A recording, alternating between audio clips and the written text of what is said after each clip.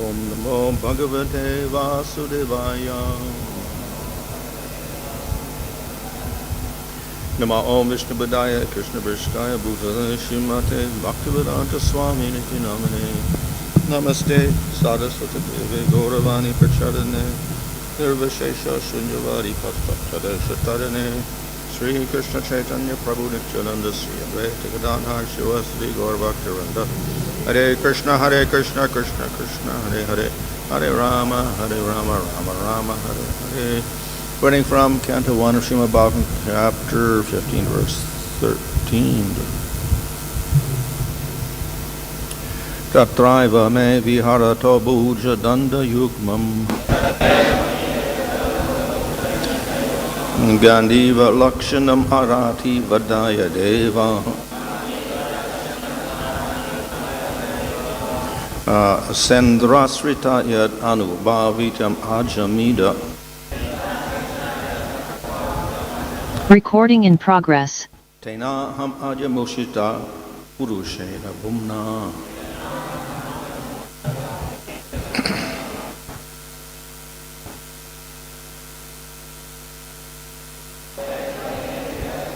Recording in progress.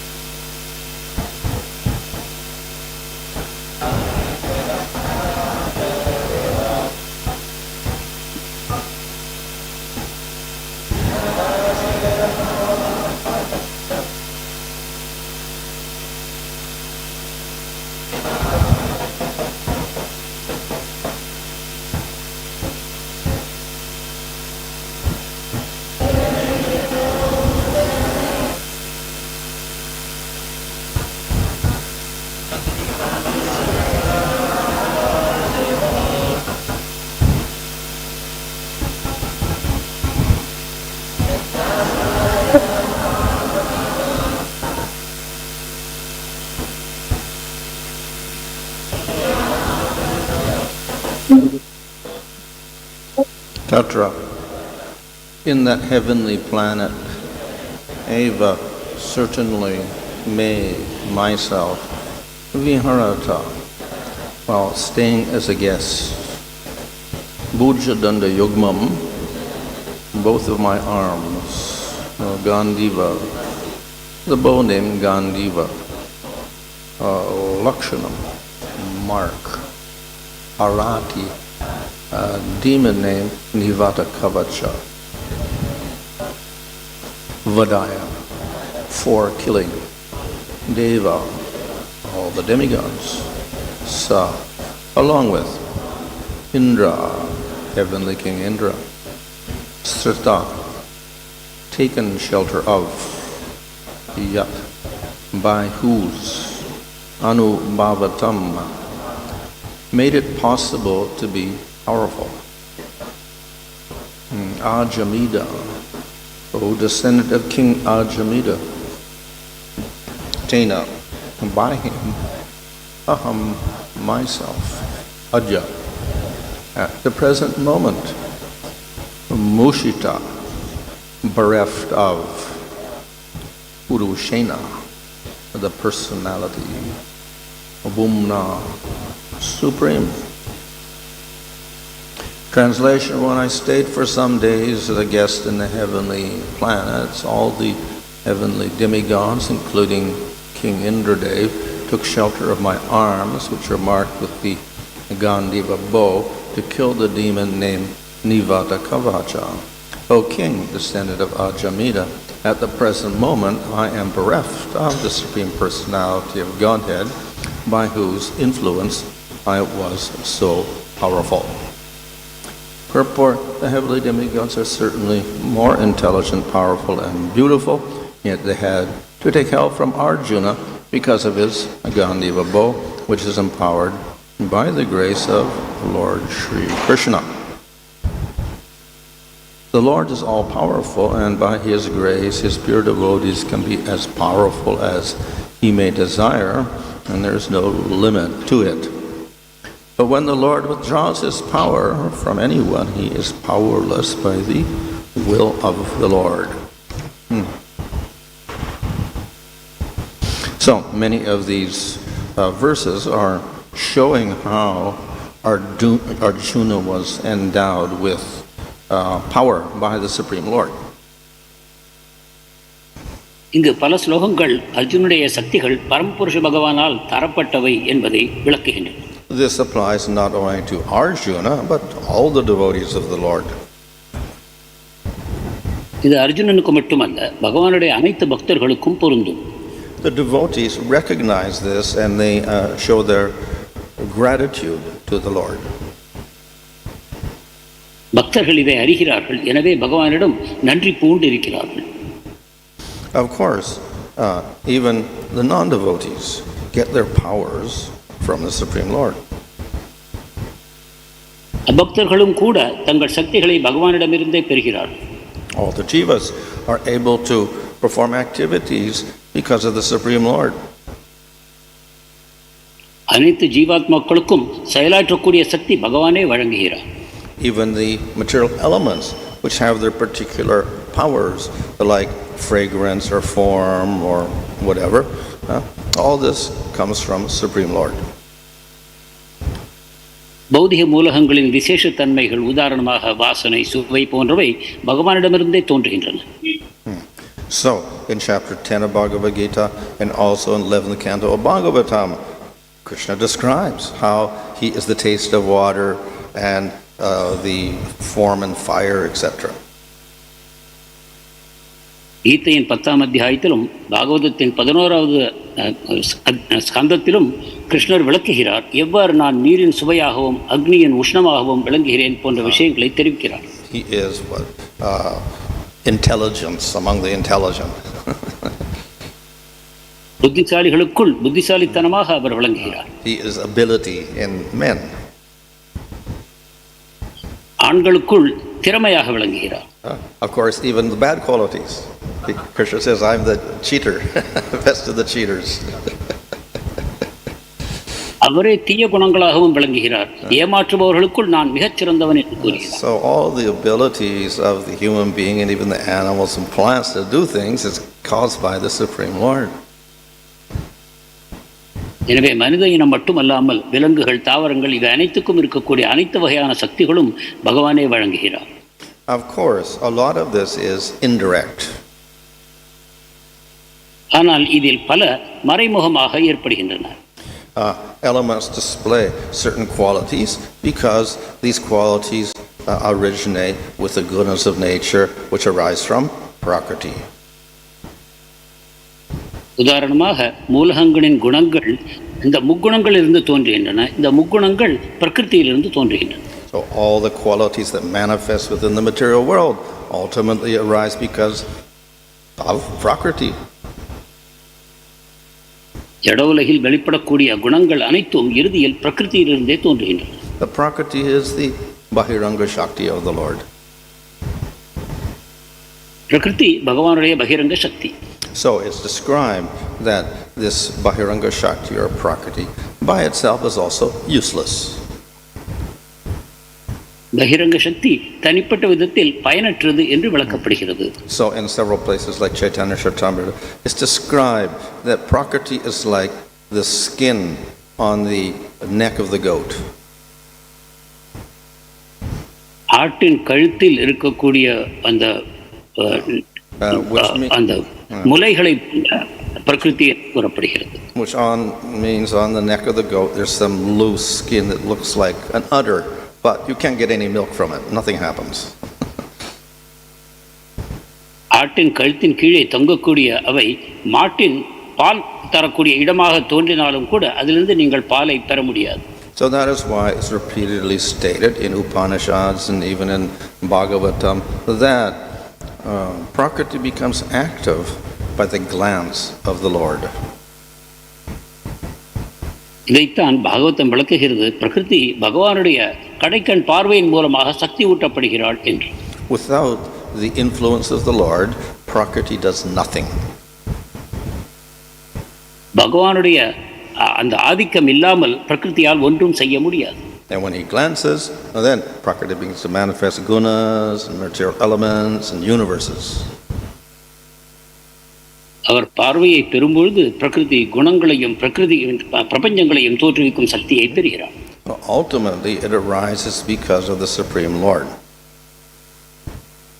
இறுதியில் இவை அனைத்தும் பரமபுருஷ பகவானின் காரணமாகவே உண்டாகின்றன. And prakriti itself is arranged by the Supreme Lord. பிரகிருதியின் இந்த செயல்பாடுகளும் பரமபுருஷ பகவானே ஏற்பாடு செய்கிறார். So we may also ask, well, why does the Lord have to glance at material energy? பகவான் ஏன் பௌதிக சக்தியை கடைக்கண் பார்வை செலுத்த வேண்டும் என்று நாம் கேட்கலாம். So actually he doesn't have to look at it at all. உண்மையில் அவர் அந்த பார்வையை செலுத்த தேவையே இல்லை. So our acharyas explain that glancing of the Lord means will of the Lord. ஆச்சாரியர்கள் விளக்குகிறார்கள், பகவான் பார்வையை செலுத்துவதன் பொருள் பகவானுடைய இச்சா சக்தி என்பதாகும். He doesn't have to look at material energy at all. Simply by his will, he can will the energy to begin to manifest. பகவத்கீதையை பகவான் அந்த பிரகிருதியை பார்க்கவே தேவையில்லை. அவர் மனத்தில் நினைத்த மாத்திரத்திலேயே பிரகிருதி செயலாற்ற ஆரம்பிக்கும். So when he wills, then all the material elements manifest, the universe's elements, bodies for living entities manifest. பகவான் விருப்பத்தின் காரணமாகவே பௌதிகத்தில் இருக்கக்கூடிய அந்த மூலகங்கள் அனைத்தும் தோன்றும், உயிர்வாழிகளின் உடல்களும் தோன்றும். Once they're manifested, then everything acts by the will of the Lord. இவை அனைத்தும் தோன்றிய பிறகு பகவானுடைய விருப்பத்தின் பேரில் அனைத்தும் செயலாற்றவும் தொடங்கும். So material elements manifest certain qualities by the will of the Lord. பகவானுடைய விருப்பத்தின் பேரில் பௌதிக மூலகங்கள் சில குணங்களை வெளிப்படுத்துகின்றன. Wind blows by the will of the Lord. பகவானின் விருப்பத்தினால் காற்று அடிக்கிறது. Sun shines by the will of the Lord. சூரியன் ஜோதியை தருவது பகவானுடைய விருப்பத்தினால். Fire burns because of the will of the Lord. நெருப்பு எரிப்பதும் பகவானுடைய விருப்பத்தின் பேரில் தான். So all of this happens because of Supreme Lord. இவை அனைத்தும் பரமபுருஷரால் உண்டாகின்றன. Then we also have jivas within the material world. ஜட உலகத்திற்குள் ஜீவர்கள் இருக்கிறார்கள். Where do the jivas come from? இந்த ஜீவன்கள் எங்கிருந்து வந்தார்கள்? So it's described that when creation takes place, the Lord places the jivas into prakriti. சிருஷ்டியின் தொடக்கத்தில் பகவான் பிரகிருதிக்குள் ஜீவன்களை வைத்தார் என்று கூறப்படுகிறது. Prakriti does not produce jivas.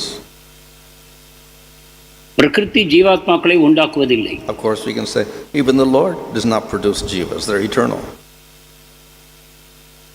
பகவானும் ஜீவன்களை உண்டாக்கவில்லை என்று நாம் வாதிக்கலாம். ஏனென்றால் ஜீவன்கள் நித்தியமானவர்கள். But they all rest and sleep within the Lord. ஆனால் இவர்கள் அனைவரும் பகவானுக்குள் ஓய்வெடுக்கிறார்கள், உறங்குகிறார்கள். When the Lord so desires, He wakes them up and places them in Prakriti. பகவான் விரும்பும்போது இவர்களை எழுப்பி பிரகிருதிக்குள் செலுத்துகிறார். If He doesn't wake them up and place them in Prakriti, they sit within Mahavishnu sleeping. பிரகிருதிக்குள் அவர் ஜீவாத்மாக்களை அனுப்பவில்லை என்றால் அவர்கள் மகாவிஷ்ணுவுக்குள் உறங்கிக் கொண்டிருப்பார்கள். So only by the will of the Lord do the jivas enter into Prakriti. பகவானின் விருப்பத்தின் காரணமாகத்தான் ஜீவாத்மாக்கள் பிரகிருதிக்குள் நுழைகிறார்கள். And we know that along with the jiva we have Paramatma. ஜீவனோடு கூட பரமாத்மாவும் இருப்பதை நாம் அறிவோம். So this Paramatma helps the jivas fulfill their desires in the material world. இந்த பரமாத்மா ஜட உலகத்தில் ஜீவாத்மாக்களுடைய ஆசைகளை நிறைவேற்றிக் கொள்ள உதவுகிறார். He arranges for their survival. அவர்கள் உயிர் பிழைத்திருப்பதற்கு அவர் உதவுகிறார். He arranges for their reproduction. அவர்கள் மேலும் குழந்தைகளை உண்டாக்குவதற்கு உதவுகிறார்.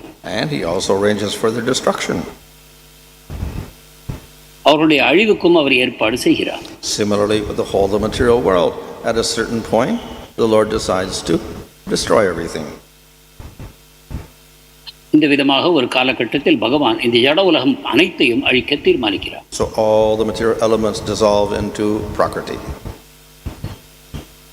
பௌதிக மூலகங்கள் அனைத்தும் பிரகிருதிக்குள் கரைந்து போகின்றன.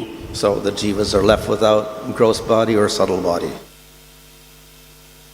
ஜீவாத்மாவுக்கு இறுதியில் ஸ்தூல சூக்ஷ்ம சரீரங்கள் இல்லாமல் போகின்றன. All the jivas merge into the Supreme Lord. அனைத்து ஜீவன்களும் பகவானுக்குள் இணைகிறார்கள். And therefore no universes, no bodies are manifested.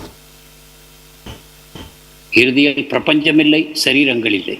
All this takes place by the will of the Lord. இவை அனைத்தும் பகவானுடைய விருப்பத்தினால் ஏற்படுகின்றன. To do all of this, the Lord does not have to exert any energy. இவை அனைத்தையும் செய்வதற்கு பகவான் எந்த விதமான முயற்சியும் செய்ய தேவையில்லை. In the material world, if we want to do an activity, we have to exert energy. ஜட உலகத்தில் நாம் எதை சாதிக்க வேண்டுமானாலும் அதற்கென்று சக்தியை செலவிட வேண்டும். And if we keep exerting energy, after some time we become tired. இந்த விதத்தில் சக்தியை செலவழித்த பிறகு நாம் சோர்வடைந்து போகிறோம். But Supreme Lord does not have to exert energy. He never becomes tired. பகவானுக்கு முயற்சி என்பதில்லை, அவருக்கு சோர்வு என்பதும் இல்லை. Everything simply happens by the will of the Lord. அனைத்தும் பகவானுடைய விருப்பத்தின் பேரிலேயே நிறைவேறுகின்றன. So, for devotees in the material world, of course they have material bodies, gross and subtle. So these are also operating by the laws of material nature under Prakriti. ஜட உலகத்தில் இருக்கக்கூடிய பக்தர்களுக்கும் ஸ்தூல சூக்ஷ்ம சரீரங்கள் இருக்கின்றன. இவை அனைத்தும் பிரகிருதியின் ஏற்பாட்டின் அடிப்படையில் செயல்படுகின்றன. So the Lord generally does not interfere with those laws. பொதுவாக பிரகிருதியின் இந்த சட்டங்களுக்குள் பகவான் குறுக்கிடுவதில்லை.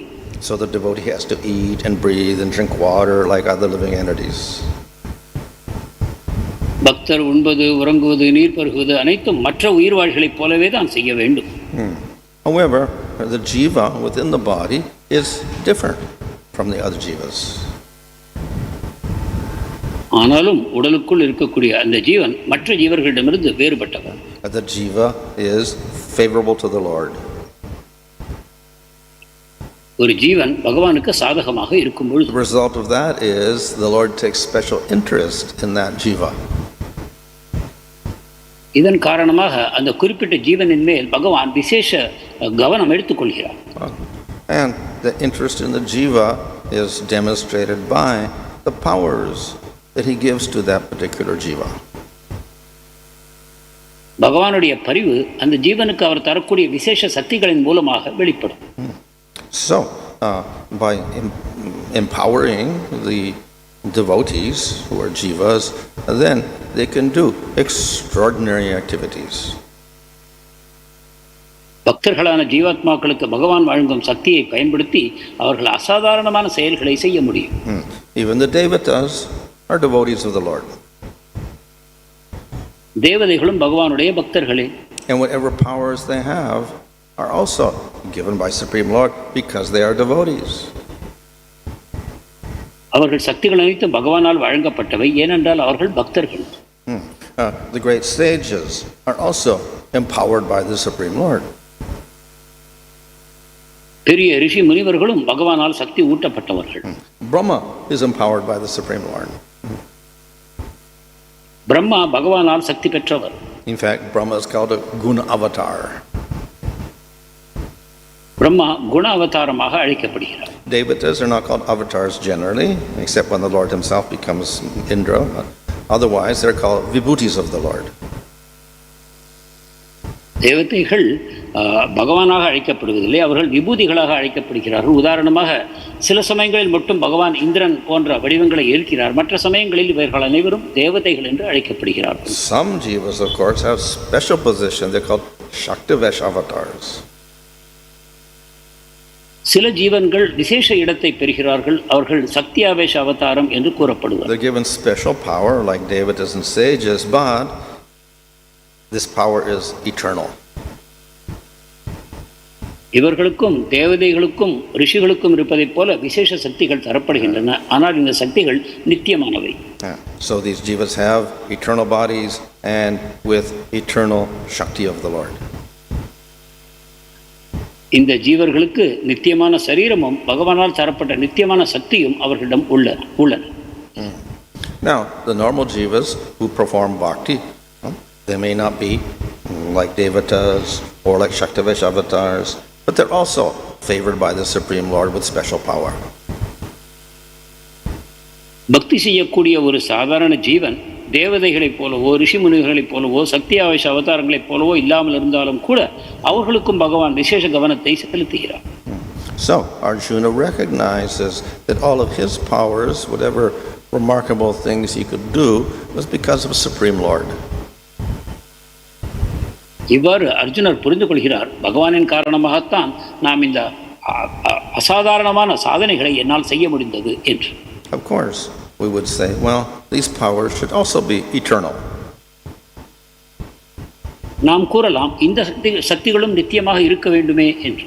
But here we see Arjuna's powers were all taken away. ஆனால் இங்கு நாம் காண்கிறோம் அர்ஜுனுடைய சக்திகள் அனைத்தும் எடுக்கப்பட்டு விட்டன. So, in one sense taken away, but this is temporary. ஒரு விதத்தில் அவன் இழந்து விட்டான் என்று கூறினாலும் இது தற்காலிகமாகவே. In past times, the Lord can give or take away powers as he pleases.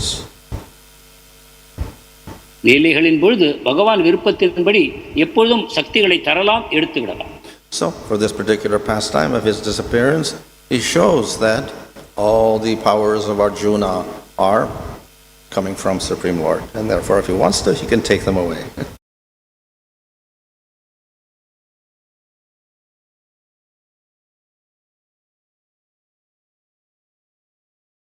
போல பகவான் மறைந்த பொழுது அவனுடைய சக்திகளும் இழக்கப்பட்டன. We also know in the other universes where Krishna is having pastimes with the Pandavas, Arjuna has all of his powers again. நமக்கு தெரியும், வேறு ஏதோ பிரபஞ்சத்தில் பகவானுடைய லீலைகள் தொடர்ந்து கொண்டிருக்கின்றன, அங்கும் அர்ஜுனர் இருக்கிறார், அங்கு அவருடைய சக்திகள் உள்ளபடியே உள்ளன.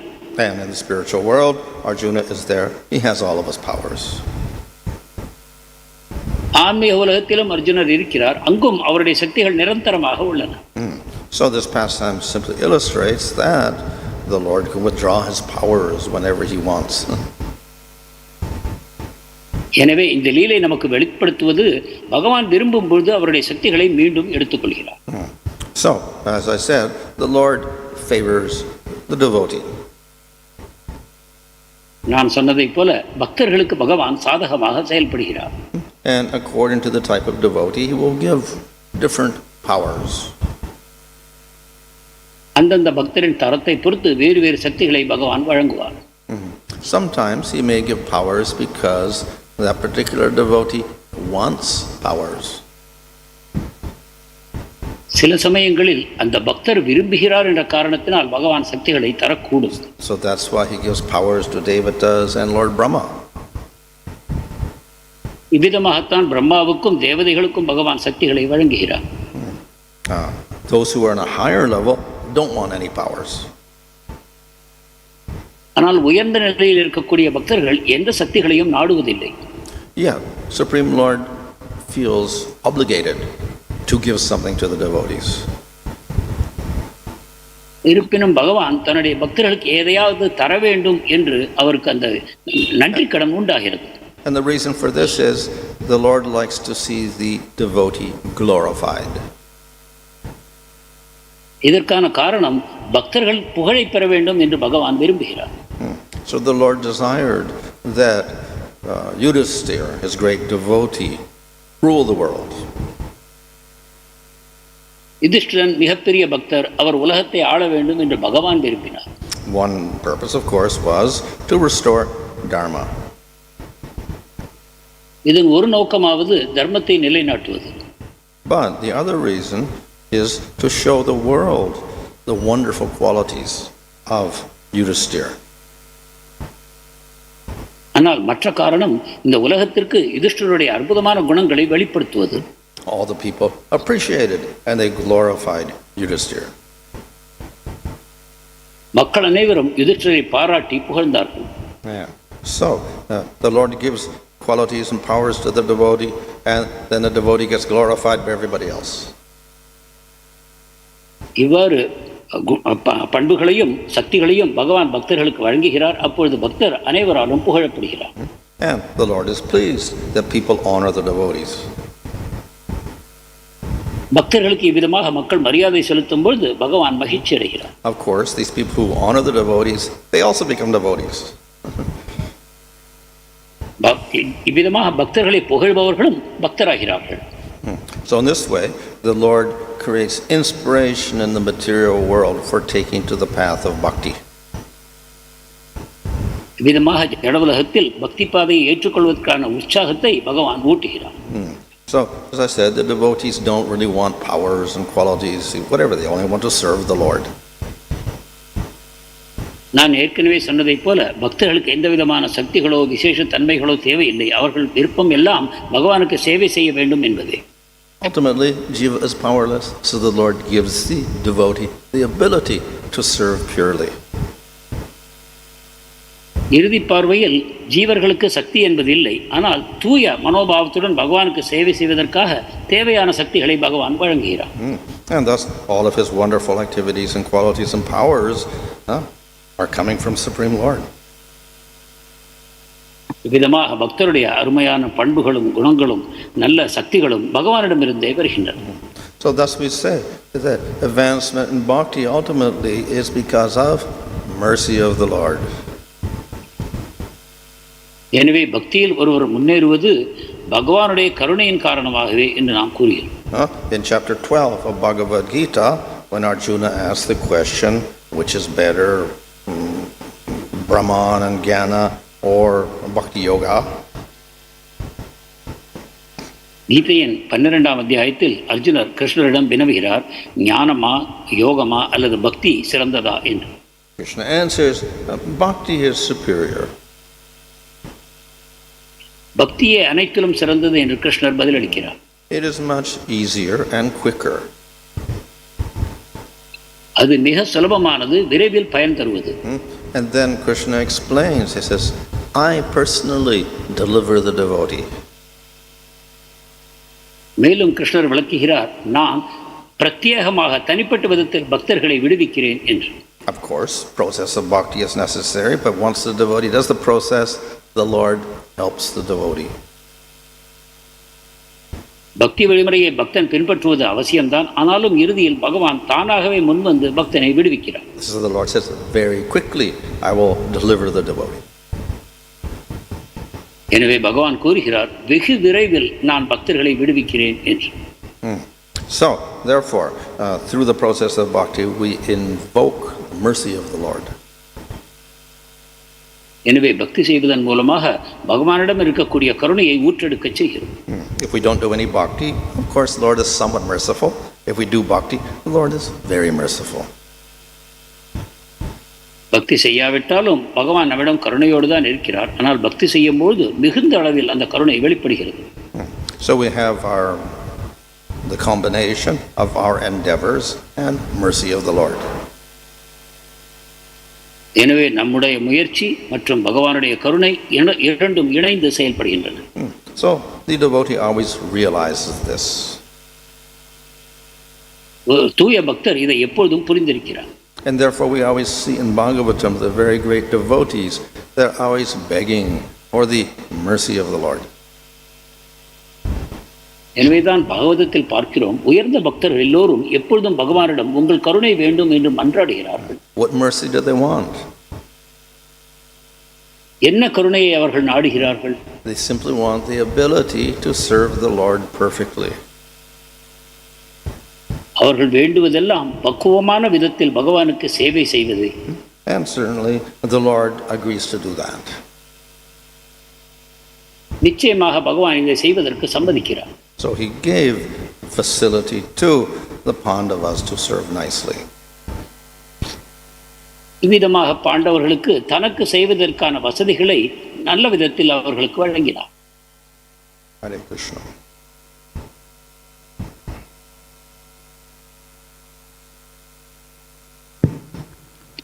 You explained regarding this when Lord unmanifested the universe, all the jivas goes back to the body of Lord Mahavishnu and sleeps there. So my question is that, see, soul is means fourth stage. How the soul take rest there without any activities? ஆத்மாவின் இயல்பு எப்பொழுதும் செயல்படுவது. ஆனால் எவ்வாறு மகாவிஷ்ணுவின் உடலுக்குள் சென்று அந்த ஆத்மா ஓய்வெடுக்கிறது செயல்கள் இல்லாமல்? So when pralaya takes place, all the material elements, including the subtle elements in the subtle body, are destroyed. So there's a jiva with no gross body and no subtle body. பிரளயத்தின் பொழுது ஸ்தூல சூக்ஷ்ம உடல்கள் அனைத்தும் ஜீவனுக்கு அளிக்கப்படுகின்றன. எனவே ஜீவன் இந்த இரண்டு சரீரங்களும் இல்லாமல் இருக்கிறார். So we have our states of waking, dreaming, and deep sleep. But all this is connected with the gross body and the subtle body. If they're not there, we won't have that anymore. நம்முடைய விழிப்பு நிலை, உறக்க நிலை, ஆழ் உறக்கம் இவை அனைத்தும் கூட இந்த ஸ்தூல சூக்ஷ்ம சரீரங்களையே சார்ந்திருக்கிறது. இவை இரண்டும் இல்லாமல் போனால் இந்த மூன்று நிலைகளும் இல்லாமல் போகின்றன. But the fourth state actually is beyond the material world. That's some realization. ஆனால் நான்காவது நிலை ஒன்று இருக்கிறது. அது ஜட பிரபஞ்சத்திற்கு அப்பாற்பட்ட ஒரு புரிதல். So those jivas who enter into Mahavishnu have not achieved that realization, otherwise they would be liberated. மகாவிஷ்ணுவுக்குள் நுழையக்கூடிய ஜீவன்களுக்கு அந்த நிலை எட்டப்படவில்லை என்ற காரணத்தினால் அங்கேயே உறங்குகின்றன. அதை எட்டி இருந்தால் அவை அந்த பிரபஞ்சத்தை கடந்து செல்கின்றன. So we cannot say that therefore they're in the fourth state in the Mahavishnu. எனவே மகாவிஷ்ணுவுக்குள் உறங்கக்கூடிய ஜீவாத்மாக்கள் அந்த நான்காவது நிலையை அடைந்து விட்டார்கள் என்று நாம் கூறுவது தவறு. And for that reason, when the Lord manifests material world again, those jivas go back into the material world and suddenly their karmas reappear from previous lifetime. They get stuck back on them in their subtle body and gross body. எனவேதான் அடுத்த சிருஷ்டி உண்டாகும் பொழுது அந்த ஜீவாத்மாக்கள் விஷ்ணுவிடமிருந்து அந்த ஜட பிரபஞ்சத்திற்குள் நுழைகிறார்கள். அப்பொழுது மீண்டும் அவர்களுடைய கர்மா வந்து சேர்கிறது. அவர்களுடைய ஸ்தூல சூக்ஷ்ம சரீரங்களும் அவர்களை வந்து அடைகின்றது. So in Mahavishnu, it's something like the third state, the deep sleep state. எனவே மகாவிஷ்ணுவுக்குள் ஜீவாத்மாக்கள் இருப்பது அந்த மூன்றாவது நிலை, ஆழ் உறக்கம். So sometimes even the deep sleep state is kind of equated with fourth state because there's no activity in your mind or whatever. ஆனால் சில சமயங்கள் இந்த ஆழ்ந்த உறக்கமும் அந்த நான்காவது நிலையோடு ஒப்பிடப்படுகிறது. ஏனென்றால் இந்த நிலையிலும் எண்ணங்கள் இல்லை, செயல்கள் இல்லை. But then you wake up and you come back to your body with all your desires and karmas, etc. ஆனாலும் மூன்றாம் நிலையில் மீண்டும் விழிக்கிறோம், உடலுக்குள் வந்து சேர்கிறோம், நம்முடைய பழைய ஆசைகள் காமங்கள் அனைத்தும் செயல்பட ஆரம்பிக்கின்றன. So in the deep sleep state, we can say that for a short period of time, the gross body and subtle body are not functioning, but nevertheless, your karmas are still there, everything is still there, and then again, you go back into waking state, everything continues. ஆழ்ந்த உறக்கத்தின் பொழுது ஸ்தூல சூக்ஷ்ம சரீரங்கள் செயலற்று இருக்கின்றன என்று நாம் கூற முடியும்.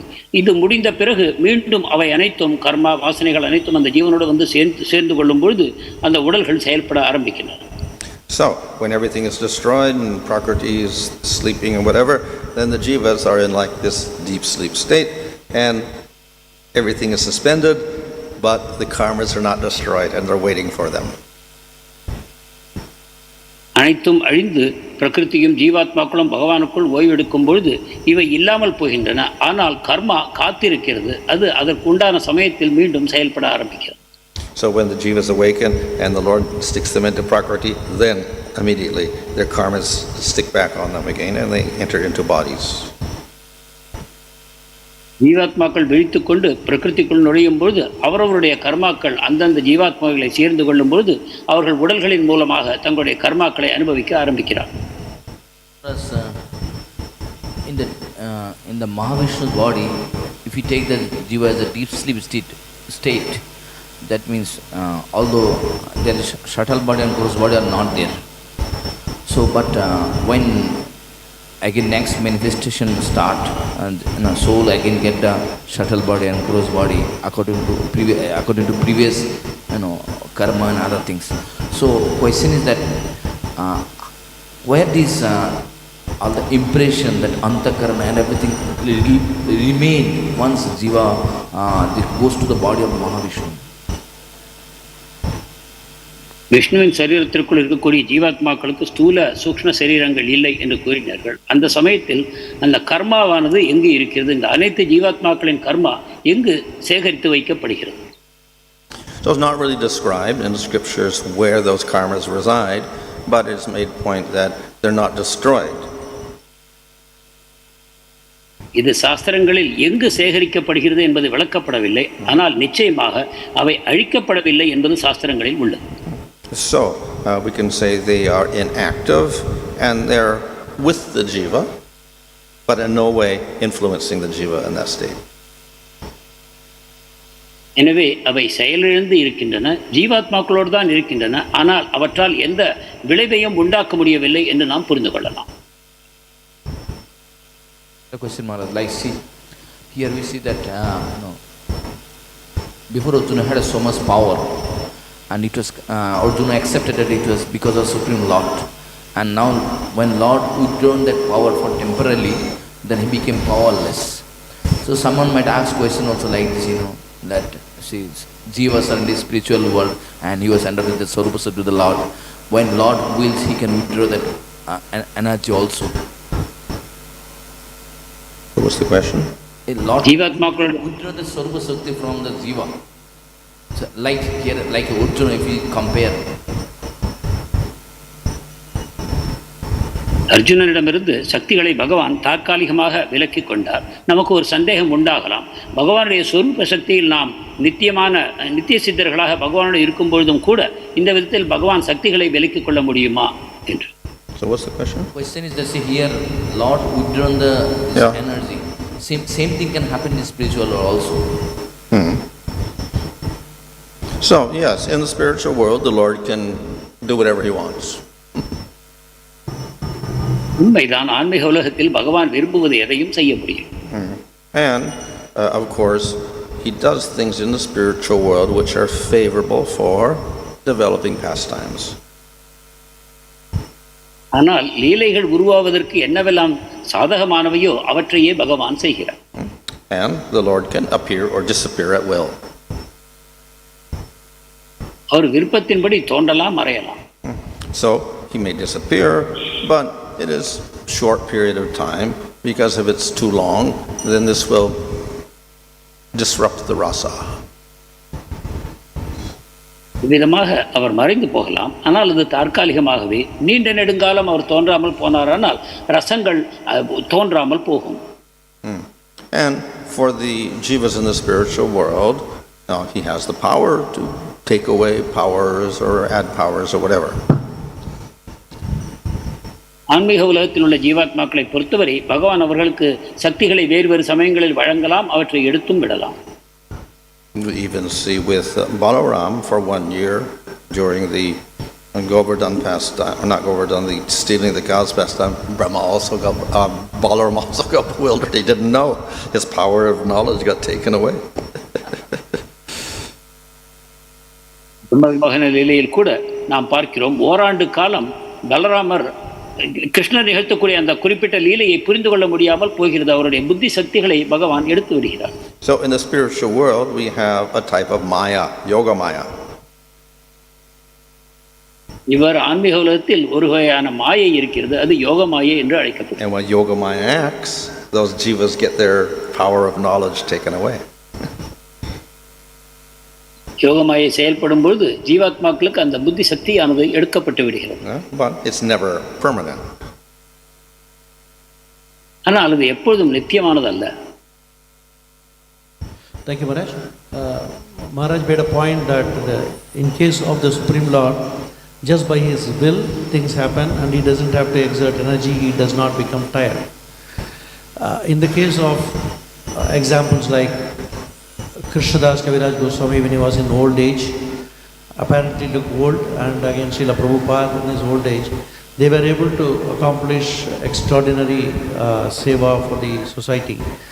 So what kind of Shakti, what is the power, Maharaj? Just the Bhakti Shakti, they are able to accomplish this, though externally they appear not good. பகவானுடைய விருப்பத்தின்படி அனைத்தும் தானாகவே நிறைவேறுகின்றன. அவர் சக்தியை செலவிடுவதில்லை, சோர்வடைவதில்லை என்று கூறினார்கள். இதே போல கிருஷ்ணதாஸ் கவிராஜ் கோஸ்வாமி அல்லது நமது ஸ்ரீல பிரபுபாதர் தங்களுடைய முதிர்ந்த வயதில் அற்புதமான சாதனைகளை சமுதாயத்தின் நன்மைக்காக செய்து காட்டினார்கள். இவை அனைத்தும் அவர்கள் பக்தி சக்தியினால் உண்டானது என்று நாம் கூறலாம். So if devotees are in this material world and they have prema, then they still have a material body, so that creates some sort of obstacle. ஜட உலகில் இருக்கக்கூடிய பக்தர்கள் தூய பக்தர்களாக இருந்தாலும் கூட அவர்களுக்கு ஜட உடல் இருப்பதன் காரணமாக அது சில தடங்கல்களை உண்டாக்கும். If they're nityasiddha devotees appearing in the material world, they don't have a material body at all. ஜட உலகில் தோன்றக்கூடிய நித்திய சித்த பக்தர்களானால் அவர்களுடைய உடல் பௌதிகமானவை அல்ல. In the spiritual world, no material body at all. ஆன்மீக உலகத்தை பொறுத்தவரை பௌதிக சரீரமே இல்லை. So in the spiritual world, old age is not an obstruction.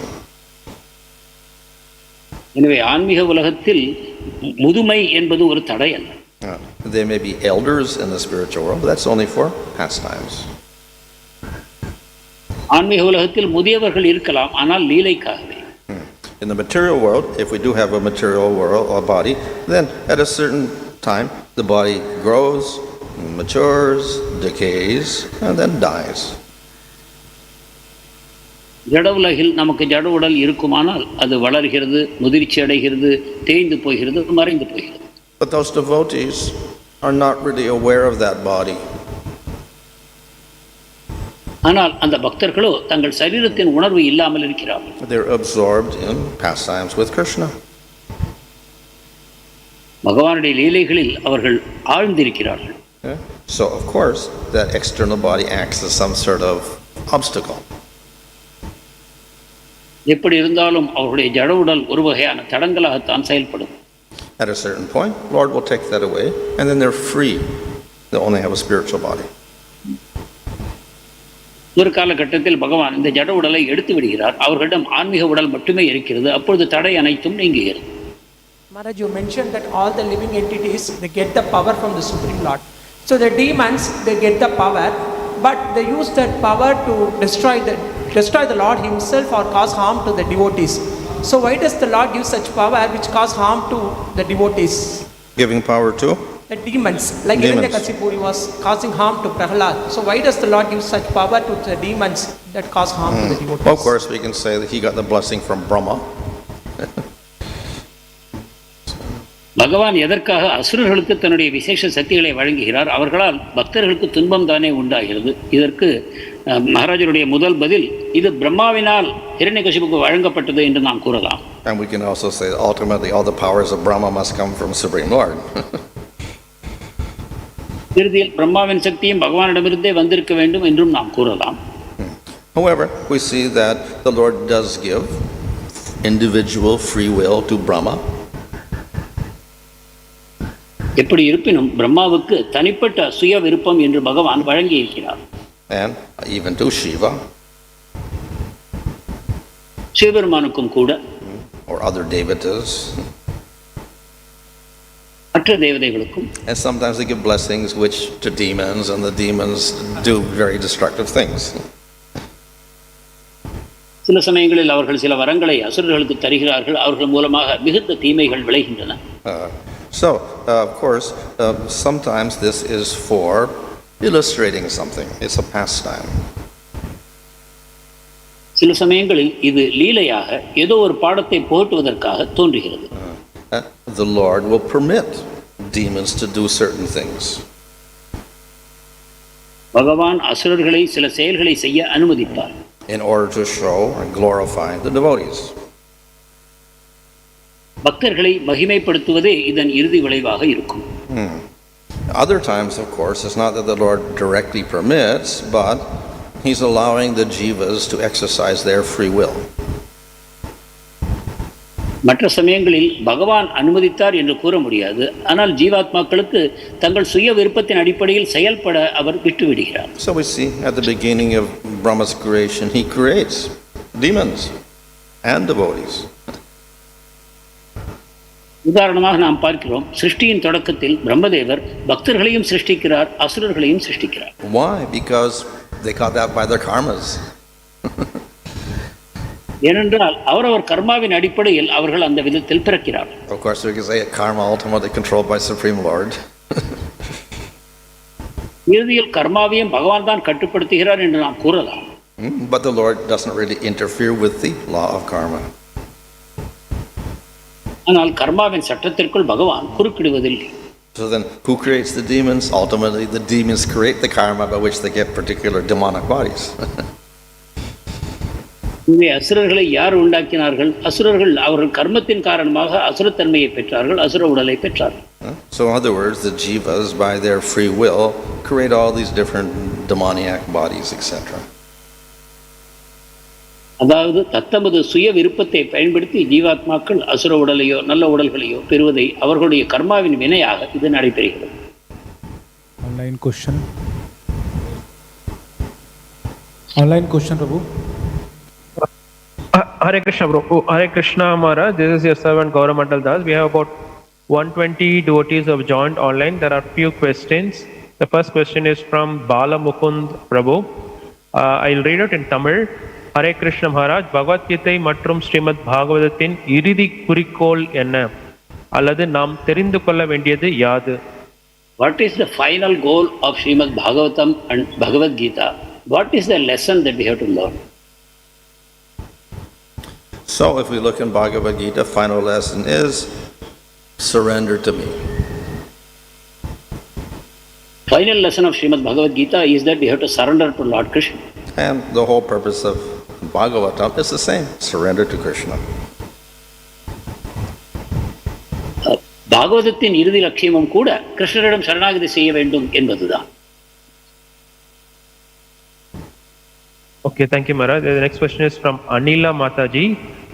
When we chant the Krishna's name, we call it as Nama Sankirtan, and then we say Leela, also Leela Kirtan. But when we do both Nama and Leela together, do we call it in a different name?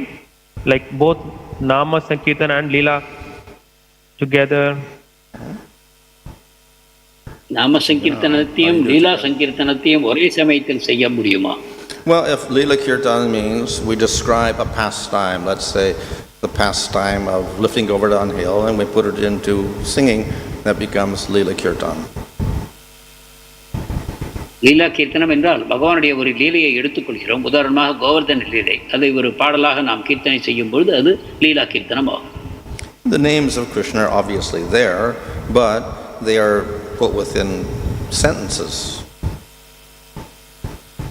லீலா கீர்த்தனைக்குள் கிருஷ்ணனுடைய நாமங்கள் இருக்கத்தான் செய்கின்றன, ஆனாலும் அவை ஒரு வாக்கியத்தின் பகுதியாக வருகின்றன. When we do Nam Kirtan, it's only the names of the Lord, no sentences at all. நாம கீர்த்தனம் என்றால் பகவானுடைய நாமங்கள் மட்டுமே உச்சரிக்கப்படுகின்றன, வாக்கியங்களாக அல்ல. Thank you, Maharaj. The next question is from Krishna Kumar Prabhu. Shall the servant realize God is equally pleased when he chants Hare Krishna Maha Mantra and other services like sharing Krishna Katha? கிருஷ்ணனுடைய சேவகனுக்கு கிருஷ்ணர் தான் நாமத்தை உச்சரிப்பதிலும் அல்லது வேறு சேவைகள் செய்யும் பொழுதும் ஒரே வகையில் மகிழ்ச்சி அடைகிறார் என்பதை புரிந்து கொள்ள முடியுமா? How can a servant realize God is equally pleased by his chanting and other services? How can he? How to understand God is pleased? When he chants the holy name, what? How does he understand? How do we understand God is pleased? Yeah. Well, by our services. Yeah. Even Lord is pleased with Ājamīḍha, saying name of Lord. பகவானுடைய நாமத்தை உச்சரித்ததன் காரணமாக அஜாமிளன் மீது கூட பகவான் மகிழ்ச்சி அடைந்தார். So it is said in Bhagavatam, if you chant while being bitten by a snake, being beaten by sticks falling off a cliff or whatever, even then, Lord is pleased. You get some good effect from it. நீங்கள் பாம்பு கடியினாலோ அல்லது அடி வாங்கும் பொழுதோ மலை சிகரத்திலிருந்து விழும் பொழுதோ கூட நீங்கள் பகவானுடைய நாமத்தை உச்சரிப்பீர்களானால் சில நல்ல விளைவுகளை பகவான் தருவார் என்று சாஸ்திரங்கள் கூறுகின்றன. So ultimately we can know from scripture. இறுதியில் அனைத்தையும் நாம் சாஸ்திரங்களிடமிருந்து தான் கற்றுக்கொள்கிறோம். Of course, by chanting the name seriously, then we will go through different stages of bhakti. Ultimately we get bhava and prema. So we realize Krishna. நாமத்தை தீவிரத்தன்மையோடு நாம் உச்சரிக்கும் பொழுது படிப்படியாக நாம் முன்னேறி பிரேம நிலையை அடைகிறோம். பாவ பிரேம நிலைகளை அடையும் பொழுது கிருஷ்ணரை புரிந்து கொள்கிறோம். So we only advance because of mercy of the Lord. நம்முடைய முன்னேற்றம் பகவானுடைய கருணையினாலேயே உண்டாகிறது. Thank you, Maharaj. Next question is from Gopal Kishore Prabhu. You mentioned when Jiva gets into Vishnu, they don't have gross or subtle body. Then what happens to this mind, intelligence and ego? ஜீவாத்மாக்கள் விஷ்ணுவுக்குள் உறக்க நிலையில் இருக்கும் பொழுது அவருடைய சூக்ஷ்ம சரீரத்திற்கு என்ன ஆகிறது? Can you repeat the question please again? Yeah, what happens? Repeat the question please. Yes. You mentioned when Jiva gets into Vishnu, they don't have gross or subtle body. So what happens to that mind, intelligence and ego? Oh, well, mind, ego, etc. are part of the subtle body. They're elements. All the elements merge into Prakriti. இந்த மூன்றும் மூலக்கூறுகள், அவை சூக்ஷ்ம சரீரத்தை சேர்ந்தவை, அவையும் பிரகிருதிக்குள் கரைந்து விடுகின்றன.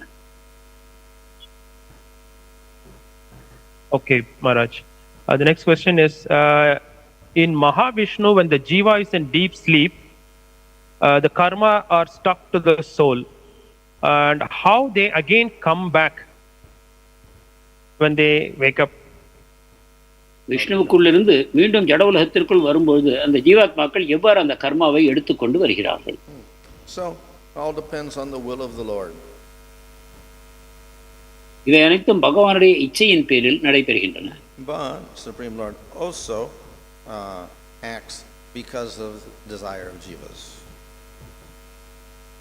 ஆனால் அதே சமயம் பகவான் ஜீவர்களின் இச்சைகளை மனத்தில் கொண்டுதான் தன்னுடைய இச்சையை வெளிப்படுத்துகிறார். So after resting for some time in Mahavishnu, the jivas start to wake up. மகாவிஷ்ணுவுக்குள் சிறிது ஓய்வெடுத்த பிறகு ஜீவாத்மாக்கள் விழிக்க ஆரம்பிக்கிறார்கள். So therefore, when they start to wake up and get restless, the Lord places them into Prakriti along with their karmas. அவர்கள் விழிக்கும் பொழுது அவர்களுக்கு செயல் ஆர்வம் உண்டாகிறது. அப்பொழுது பிரம்மாவின் மூலமாக அவர்கள் வேறு உடல்களோடு படைக்கப்படுகிறார். Thank you, Maharaj. The next question is from Bhakta Rupa Prabhu. though Krishna is the source of all living entities, they become nitya siddha or nitya baddha because of their free will. So are they becoming nitya siddha or nitya baddha because of their free will? ஒரு ஜீவாத்மா நித்திய சித்தராகவோ நித்திய பக்தராகவோ ஆவது அவரவர் சுய விருப்பத்தின் அடிப்படையில் உண்டாகிறதா?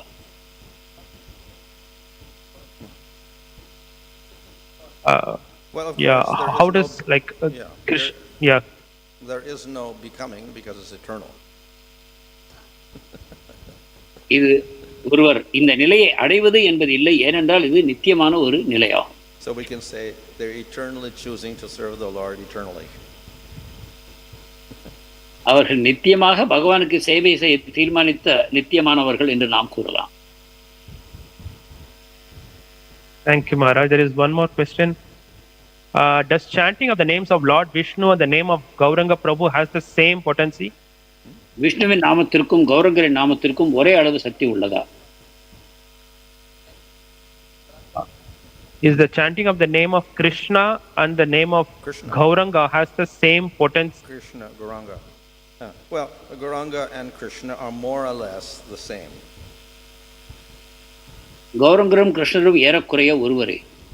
There is a slight difference. சிறு வேற்றுமை. So it is described that Krishna is predominated by sweetness or madhurya. கிருஷ்ணர் அதிகபட்சமாக மாதுரியத்தை வெளிப்படுத்துகிறார் என்று கூறப்படுகிறது. And Lord Chaitanya is predominated by audorja, which means compassion. ஆனால் சைத்தன்ய மகாபிரபுவின் முக்கிய குணம் ஔதாரியம், அதாவது கருணை. So of course Lord Chaitanya is compassionate to spread madhurya rasa. Chaitanya Mahaprabhu மாதுரிய ரசத்தை பரப்புவதற்கு தன்னுடைய கருணையை பயன்படுத்துகிறார். Okay, the last question, Maharaj. There is one specific question in Chaitanya Charitamrita Madhya Leela 11:143. It is said, indeed, each and every Vaishnava copied the two books, by the two books of Brahma Samhita and Krishna Karnamrita. So those two books were copied and were broadcasted all over India. So will you be able to explain this statement, Maharaj? What is that? Chaitanya சரிதாமிரதத்தில் பிரம்ம சம்ஹிதை ஸ்ரீ கிருஷ்ண கருணாமிர்தம் என்னும் இரண்டு நூல்களும் ஒவ்வொரு வைஷ்ணவராலும் இரண்டு நகல்கள் எடுக்கப்பட்டன. அதன் மூலமாக இந்தியா முழுவதும் இவை பரப்பப்பட்டன என்று கூறப்பட்டிருக்கிறது. இதை விளக்க வேண்டும். When Chaitanya Mahaprabhu got these two books from Adya temple, so he spread these two books. So he has actually some statement on these two books. Some statement on these two books. Krishna Karnamrita and Brahma Samhita. What about some statement? Yeah. So basically, it is said that both the books were broadcasted all over India. So what is the kind of meaning behind broadcasted? See, I guess what it means is that nobody knew about these books previously. இதற்கு முன்பு இந்த நூல்கள் யாராலும் அறியப்படாமல் இருந்தன.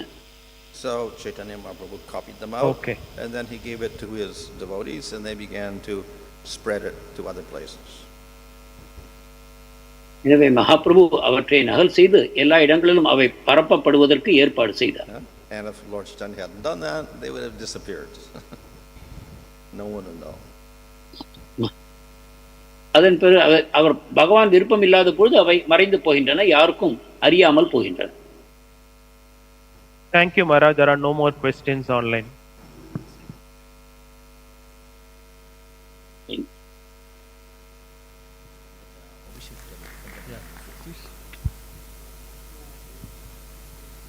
Hare Krishna.